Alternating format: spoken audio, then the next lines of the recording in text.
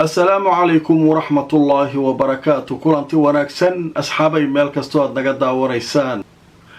haddaba barnaamijkeena saakay waxaynu ku soo gudbinaynaa wararkii ugu dambeeyay aqoonsiga Somaliland dagaalkii bariga dhexe ka socday miyaa lugaha la soo galay Soomaaliya sidee wax u jiraan xogo muhiima oo la helay oo sheegaya sababta Israa'iil ay xilligan ugu soo beegayso in ay aqoonsato Somaliland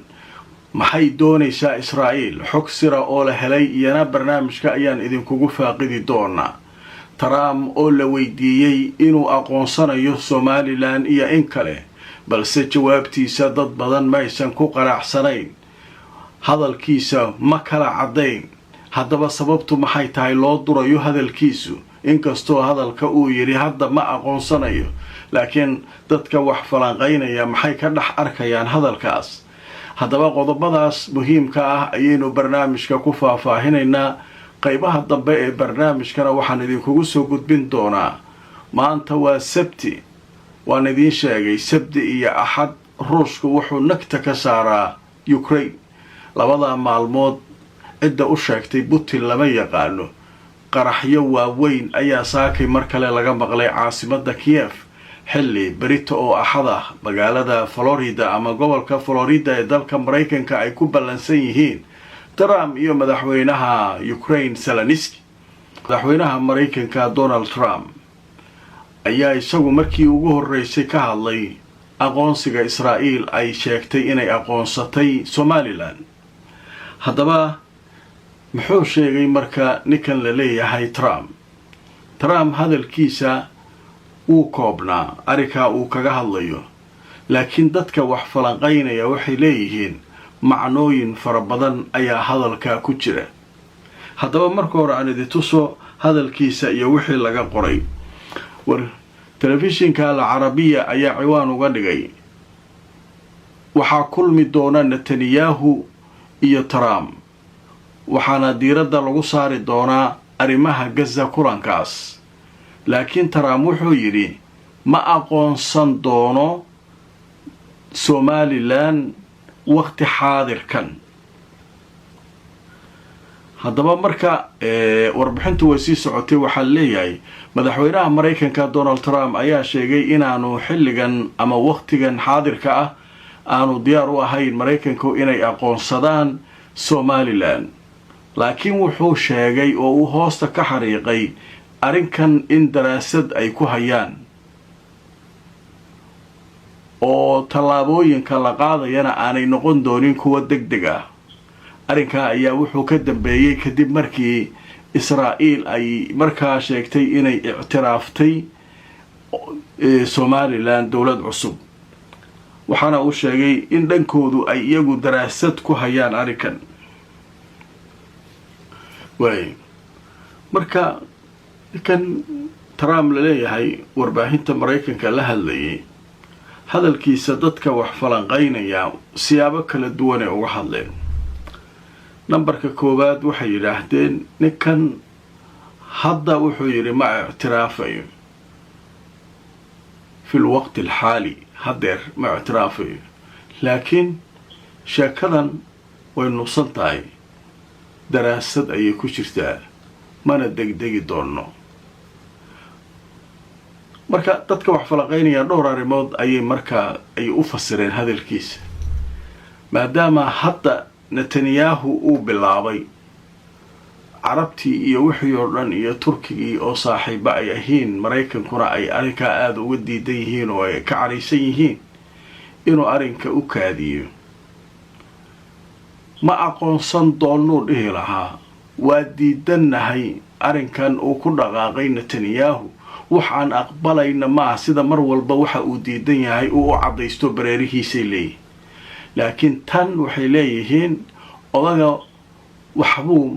waxbaa ku jira in Mareykankuna ay wadada ku soo jiraan oo markaa iyaguna maray ahaataba ay iyaguna ku dhawaaqi markay xiisadan u degto buuqan xoogaa yiraahdo ayuu isaguna wuxuu rabaa inuu markaa arrinka ka hadlo qaar kale oo kamid ah falanqayaashu waxay leeyihiin isagu wuxuu noqon doonaa qofka ugu dambeeya laakiin wuxuu kasoo hadal siin doonaa aqoonsigan dowlado afrikaana xitaa kuwa caraba ayaa waxaa laga yaabaa leeyahy inay hawshaa galaan oo ay ka mid yihiin imaaraat. marka waxaa leeyahay odagu warkiisu wuxuu u muuqdaa hadda iga sii hormar anna aqoonsigu waan keeni doonaa, taasay ku fasireen hadalkiisu. marka waa saas yahay sababtoo ah ninkan bareerihiisu waa cad yahay, waxba ma qarsado, wixii uu diidan yahay waa diidnu yidhaahdaa, mana aqbalayno, laakiin wixii kale uu sameeyo iska daba wareeg. marka waxaa leeyahay waxbaa u qarsan. ninkan wuxuu leeyahay fi waqti alxaali haddeer ma aqoonsanayno, laakiin daraasadaan ku haynaa arrintaas. macnaha daraasad macnaha waa qaabkii wixii inay aqoonsi mudan tahay in kale iyo waxaas ayaan ka hadlaynaa weli. marka arrinkaa marka halkaasaa marayaa. sheekada Donald Trump waxaa leeyahay laftirkeedu sheeko fog ma aha, laakiin maxaa dhici doona marka? falanqeeyaashu waxay leeyihiin Trump hadduu xataa aqoonsado dowlado kale aqoonsadaan maxaa dhici karaa? horta ururada caalamiga way diideen. midowga Afrika waa diiday, jaamacatu carab waa diiday, ururka islaamku waa diiday, qaramada midoobayna waxaa u fadhiya Chinese oo isagu dadka diiday ka mid a. marka kuraastaasoo dhan ma tegi karaan waaye. haddii xataa Maraykan aqoonsado hawshaa ma shaqaynayso. dadaa marka waxay soo qaadanayaan isbarbardhig ku saabsan arrinta South Sudan iyo arrinkan Eritrea iyo waxaas. laakiin waxaa leeyahay South Sudan way ka duwan tahay. aftiyaa la qaaday, Sudan laga qaaday, odkoo laga qaaday. South Sudan arrinkaa arrin laysla ogol yahay. dowlad golaha ammaanka fadhisa oo veto haysata oo diidan arrinkaana ma jirin. Suudaanta laftirkeeda ogolaatay oo nimankan ha xoroobaan tiri oo macnaha dowlad ha noqdaan South Sudan. laakiin halkan waa la isku dhagan yahay, waa la isku qataaray, qoorta la isku la jiraa. dowladda Soomaaliya warkii xalay soo saartay waxa Israa'iil ay ku hadlayso waa baadil ay tiri, wadankan ma kala go'ay. marka sheekadana marka waxa leeyahay way adkaan doontaa, hawshaas halkaas maraysaa. laakiin waxaa jira xogo muhiim ah oo la helayo sababta Israa'iil ay u aqoonsanayso Somaliland. ma danta Somaliland ku jirta mise dagaalkii gobolka bariga dhexe ka socday ayay rabtaa inay dhankan u soo xawiisho geeska Afrika?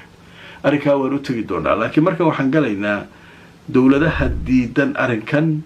oo soo kordhaya oo aad uga caraysan arrinkan. haddaba marka aan idin tuso wararkii ugu dambeeyay, Al-Jazeera waxay qoraysaa, waxay leedahay eedeymaha loo jeedinayo qaraarka Israa'iil ee ixtiraafka jamhuuriyadda Somaliland in dowlad madax bannaan oo madax bannaan uu aqoonsanayo ayaa soo kordhaya. haddaba midowga Afrika ayaa si cad u diiday tallaabadaasi ictiraafka Somaliland, waxaana ay sheegeen midowga Afrika si buuxdana u sheegeen inay markaa iyagu ay ka go'an tahay inay ilaaliyaan midnimada iyo qarannimada Soomaaliya. waa tahay Masar iyadu waxa ay telefono kula hadashay Soomaaliya, Djibouti iyo Turkiga, waxayna ka wada hadleen halista ka dhalan karta arrinkan, waxayna si cad u diideen arrinkaasu inuu yahay mid ka shaqayn kara. dowladda Saudi Arabia ayaa iyaduna war rasmi ah oo ay soo saartay waxay ku sheegtay inaysan waxaasu aaminsanayn oo aysan shaqayn karin in la kala gooyo Soomaaliya. waxayna tiri waxaynu aaminsanahay midnimada iyo qarannimada Soomaaliya. wasaaradda arrimaha dibadda ee maamulka Falastiiniyiinta ayaa isaguna tallaabada ku tilmaamay mid khatar amni ku sii abuuri kara gobolka. xogayaha guud ee jaamacadda carabta Ahmed Abul Ghaid ayaa isaguna ka mid ahaa dadkii arrinkaasu markaa aadka uga hor yimid oo diiday, sheegayna in ay jaamacatul carab shir degdega isugu iman doonaan oo markaa arrinkaa ay ka hadli doonaan. wuxuuna sheegay inaan marnaba la aqbali karin in la kala jaro dalka Soomaaliya. waaye hawshaasu marka halkaasay maraysaa. waxaa la sugayaa midowga Yurub, dowladihii Ingiriiska iyo dhanka kale waxaa la sheegayaa inay xubno ka tirsan xisbiga jamhuuriga uu ka soo jeedo ninka la yiraahdo Donald Trump ay Donald Trump ku cadaadinayeen muddooyinkanba inuu aqoonsado Somaliland. marka waxaa leeyahay sheekadan waa sheeko laga soo shaqaynayay. xataa Trump markii la wareysanayay waxaa la weydiiyey saldhiga ay u soo bandhigtay Somaliland badda dhinaca badda inuu ka samaysto Somaliland. wuxuu sheegay taa shaqo kuma laha arikan oo macnaha hadda hawshan kuma jirno. marka arrimahaas oo dhan ayaa waxay ka mid yihiin wararkii ugu dambeeyay ee soo kordhay. xogta marka muhiimka ah ayaynu galaynaa. waxaa jira xog muhiim ah oo la leeyahay sababta ugu muhiimsan Israa'iil ay Somaliland waa aqoonsada u leedahay danta ugu weyn ee ka leedahay waa danta jaraa'idka Yemen ka soo baxaya Xuutiyiinta iyo kuwan taageeraya iyo xataa Yemanta kale ayaa iyagu waxay wax ka qorayaan sheekadan. waxay leeyihiin halistii gobolka bariga dhexe ka jirtay dagaalkii ayaa loo soo rarayaa Soomaaliya. waa loo soo rarayaa macnaheedu maxay tahay halkaa hadday Israa'iil soo degto ama saldhig military ka samaysato halkaa marka waxaa ka dhici doona dagaalo Soomaaliya saameyn weyn ku yeelan doona. haddaba marka aan idin tuso sheekadan xogahan muhiimka la soo saaray jariirad la yiraahdo Al-Rasif Press ee laga leeyahay dalka Yemen ayaa waxay qortay warbixin ay ciwaan uga dhigtay Israa'iil ayaa waxay qorsheynaysaa inay saldhigyo military ka samaysato Somaliland si ay markaa ugula dagaalanto oo uga hortagto Xuutiyiinta Yemen. sidoo kalena Israa'iil waxay doonaysaa inay gacanta ku dhigto meesha la yiraahdo Bab al-Mandab. wax kale uma socoto leeyahay Yemeniyiintu waxay leeyihiin wax kale Israa'iil uma socoto. Israa'iil waxay rabtaa inay meesha Somaliland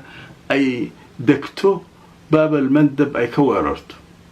marka maxaa ka dhacaya hawshaas?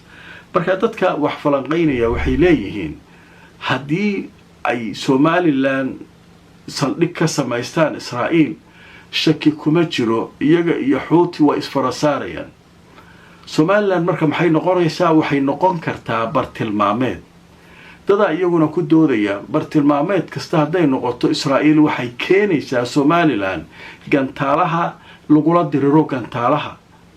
oo gantaalaha Xuutiga waa la qabanayaa. qoladaas marka waxaa aad u diidan qolo kale waxay leeyihiin dhageysteelay sheekadaasu sheeko sax ma ah. Israa'iil hadday gantaal iska celin karto Xuutiga kuwiisa eeraboorradeeda ugu waaweyn Ben Gurion iyo Tel Aviv iyo droniskooda nagta ka saaray iska celin lahayd. hadday iyadu wax dad ka celinayso nafteedii iskaga celin lahayd Xuuti oo macnaha Xuutiga baal walba nagtu ku hayday halkana ka sheegayna waa ogtii. marka waxay leeyihiin arrinkaas jira. marka waxay leeyihiin dagaalkii bariga dhexe ayay noqonaysaa in dhanka iyo Somaliland loo soo riixo haddii Somaliland ay degdeg u aqbasho in saldhig Israa'iil halkaa ka samaysato. waxaana muujinayay leeyihiin arrinkaasu isla markiiba wasiirka arrimaha dibadda ee Israa'iil wuxuu ku dhawaaqay in safaarad laga furi doono Somaliland, safiir loo soo magacaabi doono Somaliland iyaduna ay Tel Aviv samaysan doonto safaarad safiir loo magacaabi doonto. ma arkaysaa? marka maxaa ku xiga in ujeedooyinkan oo dhan la fuliyo ayaa ku xigtaa la leeyahay. waayahay marka sheekadaasu marka waa xogaha muhiimka ah ee Yemen. dhanka kale warbaahinta kale ee Yemen waxay ka hadlayaan waxay leeyihiin Imaaraadka oo sheekadan hawl weyn ka galay ayaa dhanka kale wuxuu doonayaa in dawlad ka dhalata koonfurta Yemen uu sameeyo. u fiirsada Yemen inteeda kale laga soo gooynaa iyadana hawsha Imaaraadka wada oo qaabilsan. Sacuudiguna dagaal ku jira wuxuu leeyahay Yemen lama kala gooyn karo.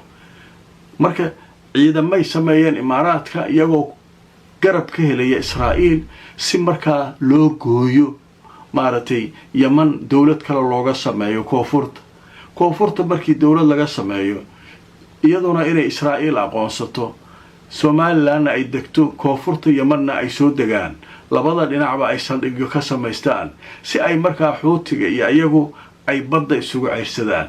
laakiin hadda meelay ka soo gaarto badda ma jirto diyaarado intaasoo 1,000 kilomitir soo socda ayay yaman ku duqaysaa way laabataa way duqaysaa way laabataa laakiin hadda hadday halkan iyo halkan degto waxay aaminsan tahay xuutiga oo khatarta ugu weyn ku ah iyada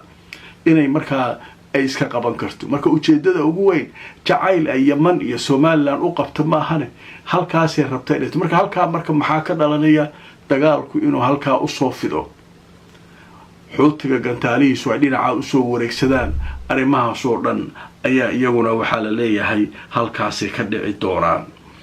marka waa arki doonaa dowladda soomaaliyana iyaduna waray soo saartay arrinkaa way kaga hadashay waxay tiri arrinkaa aad iyo aad ayaan uga soo horjeednaa oo waa diidannahay marka arrimahaas iyo xogaha muhiimka ah ayaanu qaybtan ka soo aruurinay ku saabsan heshiiska waa war weyn haddii alla idno wixii kaloo soo kordha oo sidan oo kale muhiim aan u aragno waanu idinla wadaagi doonaa haddaba qadar xayeysiisa kadib waxaan galaynaa maanta oo sabti ah haddana ruushku wuxuu qaraxyo waaweyn iyo duqaymo ka sameeyey magaalooyin ay ka mid tahay caasimadda Kiev war Putin isagu sabti iyo axad inuu nagta ka saaro magaalooyinka waaweyn ee Ukraine maxay tahay sirta ku jirta magaalada Kiev ee caasimadda waddanka Ukraine ayaa la sheegay in laga maqlay qaraxyo xoog badan ruushka soo weeraray barorada waa idin sheegani sabti iyo axad nimankan waa la kor imaana nagta laga saaraa sababtu marka siyaabo kala duwan lagu fasiraya waa u tagi doonaa laakiin marka hore aan idin soo akhbaarta jirada la yiraahdo ra'yul yawm waxay leedahay qaraxyo ayaa gilgilay caasimadda Ukraine Trumpna wuxuu uga digay Zelensky in uu markaa uu diido heshiiska wuxuuna sheegay inuu arrinka heshiiska waafaqo Trump iyo ninkan Zelenskyna waxay ballansan yihiin bariyo axada Florida ay ku kulmi doonaan u fiirsada wuxuu leeyahay isku diidin heshiiska aan wado heshiisku wado maxay tahay dhulkaaga qayb ka mid ah ruushka sii waay waxa la yaab kale waxa waaye ruushka soo duulay wuxuu qabsaday Ukraine ruushkii marka waxa leeyahay waxa lagu gorgortamayaa qaybtan iska hayso qaado dalkaaga ku darso qaybtan nimankan sii ruushkii marka in laga saaro waa laga quustay ruushku caadi baa marka hadda ninkan waxa leeyahay haddaad nabad rabto waxa aniga aan wado aqbal Putin wuu ogolaanayaa qayb ka mid ah dalkaaga waa lagu soo celinayaa qaybna de nimanka iska sii awalba dadka meesha degan afruushka ku hadlayeen haas waa sheekaas socod European-ka isaguna dhabarka ka taagan waxa leeyahay wariga meeqa bilyan $1 kugu bixinay sidee u aqbalaysaa heshiiskan iyagoo Yurub u arka difaaca koowaad ee Yurub Ukraine inay tahay Ukraine hadii la soo cuno Poland ku xigta Poland German ninkii waa imaanaya isagoo ruushka haddaba marka waxaa mid kale jirta sabti iyo axad muxuu ugu soo beegaa weerarada culus ee uu ku qaadayo Ukraine gaar ahaan magaalada Kiev haddaba waxa leeyahay waa waqti ay nasanayaan dadka shaqooyinka meelaha aadaya haddana waxa leeyahay nimankan Ukrainianka niman khamriga aad u cabo waaye xataa nimankii difaaca cirka iyo waxaan qaabilsanaa waa istaatikeeyeen habeenkii ninkan marka sabti iyo axad nimankan marka uu bar sabti iyo axad caasimadda nagtu ka saara maalmaha kale waa u kaadsanaan marka sheeko waalan ayaa meesha ka socota haddaba waa arki doonaa wixii warar soo kordha arrinta Somaliland iyo Israa'iil wixii ka soo kordha iyo waliba wararka kale ee caalamka ee muhiimka wixii soo kordha barnaamijyada dambe ayaanu idin kula wadaagi doonaa ku xirnaada mar walba barnaamijyada xaqiiqda ku salaysan inagoo mar walba idin soo gudbina macluumaadka iyo wararka aynu soo gudbinayno halka ay ka yimaadeen like gareeyo oo share gareeyo channelka haddaad ku cusub tahay subscribe ka iloobin Facebook-ana follow gareey inta aan mar kale kulmayno asxaabay meel kastoo aad joogtaan nabadgelyo